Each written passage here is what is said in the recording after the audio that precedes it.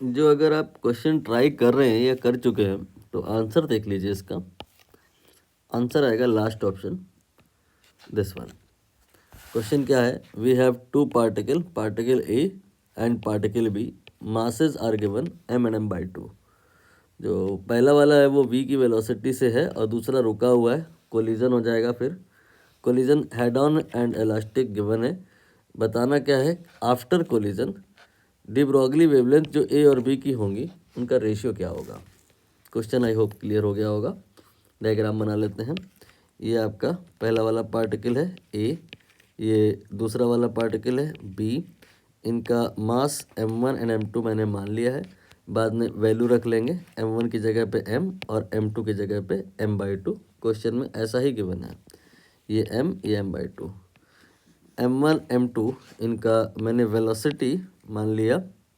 Suppose करिए ये है u1 और ये सपोज करिए u2 है। बाद में वैल्यू रख लेंगे, u2 का कहाँ है? रेस्ट पे है, मतलब 0। ठीक। इसके बाद कोलिजन हुआ दोनों में।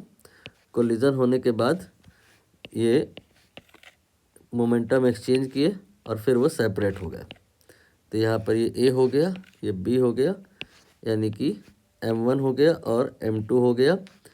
और इनकी जो वेलोसिटी हो गई बाद में कोलिजन होने के, इसकी थोड़ी सी कम करके बनाओ, ये v1 हो गया। और ये आपका ज़्यादा करके बनाओ, ये v2 हो गया। तो यहाँ पर v1 v2 के लिए फॉर्मूले हुआ करते हैं। ये आपका तब की कंडीशन में है जब u2 0 होता है। v1 v2 के फॉर्मूले क्या होते हैं? अगर u2 0 दैट टाइम ये होता है m1 minus m2 divided by m1 plus m2 multiplied by u1। ठीक है। इसके बाद में अगर आप ये नहीं जानते हैं तो इसको डेरिवेशन कर सकते हैं, बट कोशिश करिए इसे आप याद करने की।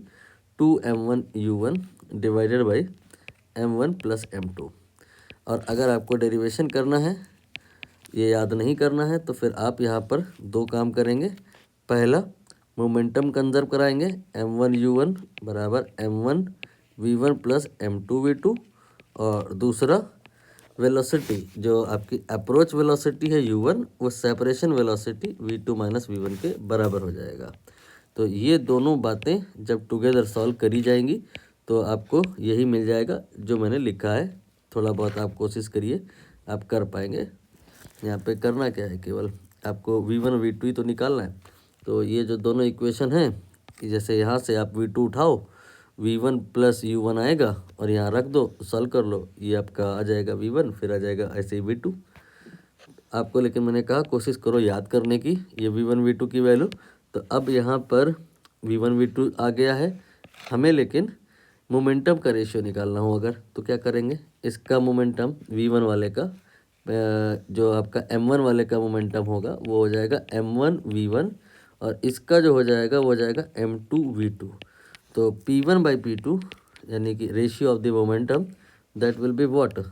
ये आपका very simple, m1 u1 divided by m1 v1 divided by m2 v2। तो यहाँ पर v1 v2 की ये वैल्यू बस रखनी पड़ेगी। अच्छी बात ये रहेगी कि ये सब कुछ तो कैंसिल हो जाएगा, u1 u2 भी कैंसिल हो जाएगा, ये और डिवाइड बाई ये आएगा 2m1।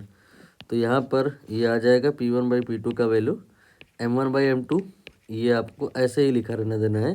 फिर v1 बाई v2 ये निकालना है, इधर जो वैल्यूज़ v1 v2 की गिवन है उसके बेसिस पे। तो ये आ जाएगा m1 minus m2 and divided by 2m1। तो यहाँ पर ये m1 कैंसिल हो जाएगा और p1 बाई p2 का वैल्यू जो आ जाएगा that will be m1 minus m2 and divide by 2m1 नहीं आएगा, 2m2 आएगा। ठीक है। और अब यहाँ पर हम बात करेंगे डी ब्रॉगली वेवलेंथ की बात अब करी जा सकती है, और यही सही समय रहेगा। क्यों? क्योंकि de Broglie wavelength directly connected होता है मोमेंटम से, लेकिन वो डायरेक्टली प्रोपोर्शनल नहीं होता है, इन्वर्सली प्रोपोर्शनल होता है। लैम्डा प्रोपोर्शनल टू 1/p आ जाएगा। तो जो रेशियो आपने अगर निकाला है ना p1 बाई p2 का, वही रेशियो डी ब्रॉगली वेवलेंथ में थोड़े ना होगा। डी ब्रॉगली वेवलेंथ में λ1 बाई λ2 अगर हम बात करें तो उल्टा हो जाएगा, ये p2 बाई p1 हो जाएगा। p1 बाई p2 आपने निकाला है, आप इसका उल्टा कर दीजिए, 2m2 divided by m1 minus m2। ये आपका रेशियो बन गया फॉर डी ब्रोगली वेवलेंथ। अब देख लो यहाँ पे उन्होंने क्या पूछा है, lambda A divide by lambda B ही पूछा है ना। ठीक है, तो पहले वाले का मास दूसरे वाले का मास बस पुट करना है, आंसर आ जाएगा। यहाँ पे m2 की जगह m/2 और इसके बाद में m1 की जगह m, फिर m2 की जगह m/2। ये आपका m/2 हो जाएगा और ये भी m/2 है, ये एज इट इज़ कैंसिल हो जाएगा, 2/1 आंसर आ जाएगा, डी ऑप्शन।